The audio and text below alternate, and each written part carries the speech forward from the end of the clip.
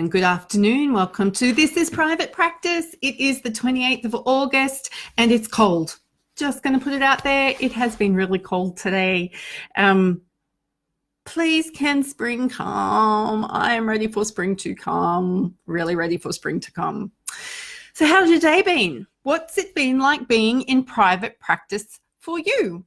Hey, Priscilla. Hey, you've got some great things happening. I love the way you're asking for recommendations and letting people know you're available. I see you. I see what you're doing out there in Facebook land. Oh, it's been a really big day of delivery for me today. I have had 4 or 5 coaching sessions. Kelly Irving's back. Yay, Kelly Irving's back, which is why Joe started writing again on Sunday, because I'm on a deadline. No, it's lovely to have you here, Kelly. I wanted to, just all that delivery today. And I must admit, by the time I got to my last private practice coaching client today, she was feeling a bit under weather and a bit overwhelmed. Actually, all my private practice coaching clients were feeling fairly overwhelmed today. It was something I had to deal with quite a few of them. And I was starting to feel quite fatigued as well. So we discovered that her website was down and she was panicking about that. So I just went, what do we need to do today? And let me go and do the things. So I got to do my fatigue management, which was don't make me coach you and just get something done. And she got to go and manage her energy. Hey, Beck McMurray. You've got me live 2 days in a row, which means you're not out on the road today, because we don't use our phones when we're driving, do we? Ooh, especially to watch Facebook Lives. So I wanted to follow on with the conversation I started yesterday, because I get that the people who are watching this video understand the power of having a referral network and how we need to build a referral network. It's not something that we just go and throw out business cards and slap people around the face and go, send me clients, send me clients. We want to move away from that transaction of I give you a business card, therefore you give me a client, because that doesn't work. Or it does for very, very high volume clients. And I'm not sure if anyone saw the commentary that Julianne and I had yesterday. It's very good. Facebook ads are very good for bringing new clients in the door, but a Facebook ad isn't going to keep them coming back.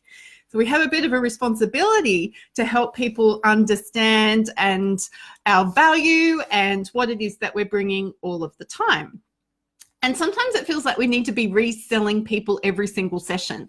Have you noticed that? Have you noticed how some people will, they leave session, the first session of how we give, this is fired up and this is great and this is awesome, and they agree to come back and see you for session 2, and then they're like, I'm not really getting, the value of this or understanding what we're doing here, and you can start to feel them waver, and it's time then to start speaking into the value of what you bring.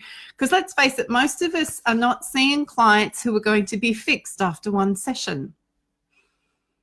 It's just not going to happen. If any of you have got that magic pill, cool. I encourage you to go forth and change the world. I'm probably going to be a really big skeptic. I know there's some NLP practitioners around who'll suggest that you only need 1 or 2 sessions, but yeah, I think we can do more work than that.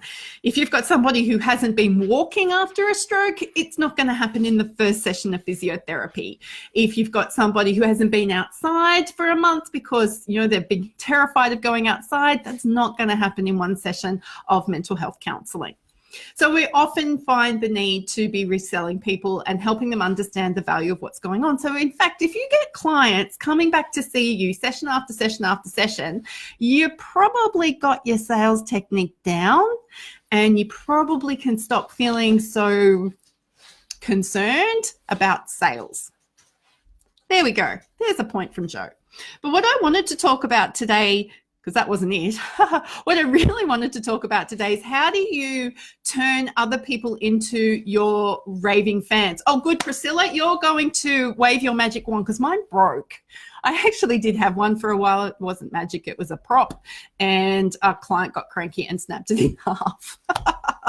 Yeah, it was a really good session. How do you turn your referral network, so the people in your referral network, into a raving fan?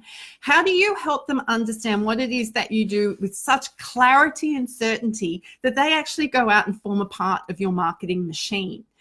Because I don't know if you've noticed, but when you explain to somebody or you're meeting them for the first time what it is that you do, we usually say, I'm a therapist, I'm a physiotherapist, I'm an occupational therapist. In my case, and Beck and Kylie's case, who are on the call today, we're rehabilitation counsellors. And that's often met with this look. People don't get what we do. Or if they do get what we do, they don't really understand. They've got some bizarre perception. So we're usually met with, does that mean drug and alcohol? Which is, it doesn't. That's not what we specialize in. And I know a lot of mental health professionals hear exciting things like, does that mean you can read my mind? Do you get to hang out with really heavy drugs? Then some people are even inappropriate enough to ask about, have you ever met an axe murderer? Probably. I don't know. So how do we help people understand what it is that we do so that they can take that information and share it with all the people in their world? Okay? Because what we really want to do is create a network of people who know us and trust us enough to tell everybody around that if you've got this problem, or this problem, you just need to go and see Kylie, or you just need to go and see Beck, or you just need to go and see Priscilla. So whenever somebody says to me, I want to write a book, I say you need to get on Kelly Irving's book program. Not because you're going to write a book in the program, but you're going to learn what it takes to write a book and how to do it well. I know what Kelly does and I know what Kelly offers. And I want people to be able to say that about me. So we need to be able to articulate what it is that we want other people saying about us. So we actually need to give them the verbiage and the language and help them do it. Now, I'm not suggesting that they need a little prompt card because that would be weird. But if you could spend enough time with somebody helping them understand what you do, not using clinical speak. Can we please keep the clinical speak because nobody else understands it? So I help people return to work.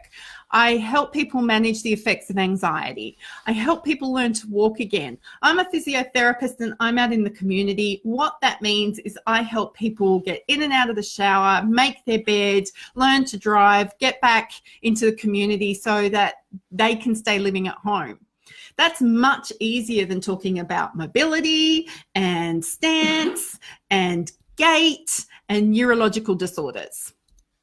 So we all fall victim to going into our technical speak. I'm about to join a dinner of rehabilitation professionals tonight, and I can assure you we'll be speaking in a language that no one else in the restaurant is going to understand. That's an appropriate place for that language to stay.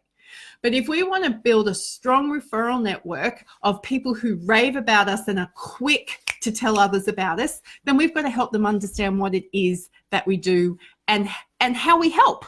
So I'm a therapist and I help people is probably not enough. I'm a rehabilitation counselor and I help people return to work. That's not enough these days. I need to be helping people understand what that's like and how that works and why that's important to me. And if anybody ever wants to hear that spiel, all you have to do is ask and I'll be happy to get on here and help you understand. But we can all do this and we can all help our referral networks gain clarity around what it is that we do. And quite often I've noticed that clinicians don't like doing it because they haven't worked it out for themselves yet. And that takes a bit of practice and it takes a bit of work. And there's no shame or guilt, none at all. But you can't expect people to be referring to you if you can't articulate what it is that you do and how it is that you help. So work it out.